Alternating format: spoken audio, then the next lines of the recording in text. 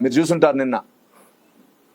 ఆ విషయం యాక్చువల్లీ ఎత్తకూడదు, కానీ ప్రెస్ మీ కృతజ్ఞతలు తెలపాలని వచ్చాం కాబట్టి చెప్పదలుచుకున్నా.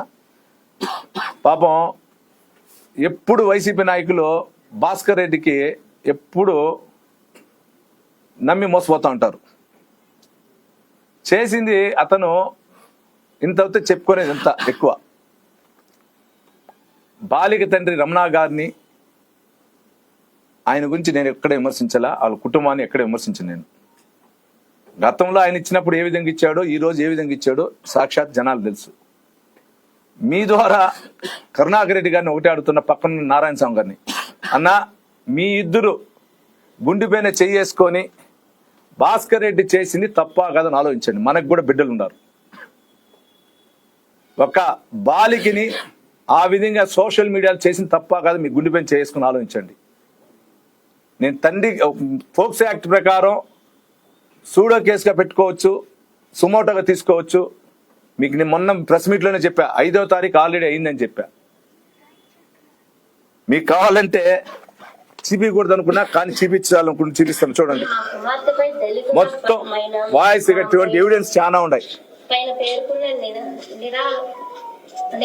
ఏమనేది వాళ్ళ ఆయన ఉన్నాడు, అందరూ ఉన్నారు. ఆయన కోడలు, కుటుంబ సభ్యులు అందరూ ఉన్నారు. ఎందుకు ఇవన్నీ చెప్తున్నా అంటే, ఎందుకు చెప్తాను, ఇటువంటి ఆధారాలు చాలా ఉంటాయి పోలీసు వాళ్ళ ద్వారా మాకంటే కూడా. మీకు ఎందుకు చెప్తున్నా అంటే, దయచేసి కరుణాకర్ రెడ్డి గారు కానీ నారాయణ స్వామి గారు కానీ మీకు ఒకటే అన్నా చెప్పదలుచుకున్నా, నేనైనా ఆయనతో 5 సంవత్సరాల నుంచి పోరాటం చేస్తున్నా. నాకంటే మీకు ఎక్కువ తెలుసు. మీకు శిష్యుడని, మీకు వాళ్ళ ఇంట్లో తాతని, ఆదర్శుడు అని చెప్పే వ్యక్తి ఏ విధంగా నడుచుకుంటాడో మీకు బాగా తెలుసు.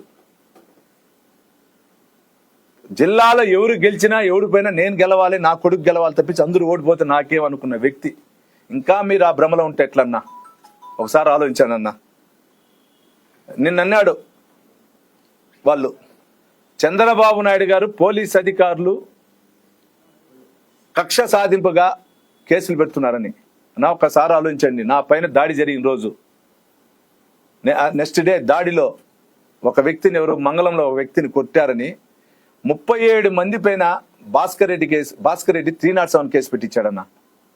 చంద్రగిరి నియోజకవర్గంలో నాయకులు, తిరుపతిలో ఉన్న హేమాం నాయకులు అందరిపైన కేసు పెట్టించాడన్న 307. 37 మంది.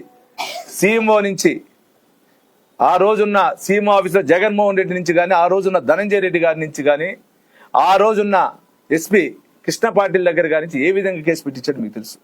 కృష్ణ పాటిల్ గారు లేదా దాని తర్వాత ఉన్న ఎస్పీ గారు ఎవరో కానీ, అంటే పేరు మారొచ్చు.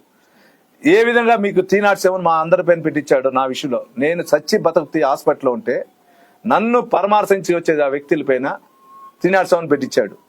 నీలాగా మేము చేసే వ్యక్తిత్వం కాదు. నువ్వు జైల్లో ఉంటే గవర్నమెంట్ డబ్బు వేస్ట్. నేను అందువల్ల మిమ్మల్ని మేము పట్టించుకోం. నువ్వు జైల్లో ఉంటే గవర్నమెంట్ డబ్బు వేస్ట్. రెండోది, చంద్రబాబు నాయుడు గారు కానీ పోలీస్ అధికారి నిన్నెప్పుడు పట్టించుకోరు. ఈ రోజు కూడా తిరుచానూరుకి నువ్వు బట్టలు ఇచ్చావు, ఏ పోలీస్ అధికారి నిన్ను పట్టించుకోవాలా. నువ్వేదో దీన్ని చూపించి జగన్మోహన్ రెడ్డి గారు గతంలో ఏ విధంగా మెప్పు పొందుకో కానీ ఈ విధంగా చేయొద్దు అన్న. వైసీపీ జిల్లా అధ్యక్షుల వారికి కానీ, గతంలో ఉన్న డిప్యూటీ సీఎం గారికి మీకు కూడా అన్నా, మీరు గుండెపైన చేపెట్టి ఆలోచించండి. ఆ బిడ్డకి జరిగింది అన్యాయమా కాదో మీరు ఆలోచించుకోండి. ఇది ఒకటే చెప్పదలుచుకున్నానన్నా. మేము వేరే వ్యక్తిగత దూషణ చేయము, వ్యక్తిగతంగా పోము. ఇది కూడా చెప్పదలుచుకోలే. ఇంక ఈరోజు దీనికోసం వచ్చాం కూడా చెప్పదలుచుకున్నా. సాక్ష్యాలు అనేది 100% ఉంటుంది.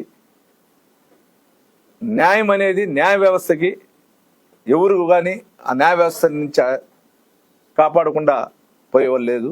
అందరూ న్యాయ వ్యవస్థకి కాపాడుకుంటారు. న్యాయం కూడా ఎవరికి అన్యాయం జరిగిందో వాళ్ళకి కాపాడే పరిస్థితి న్యాయ వ్యవస్థ ఉంది.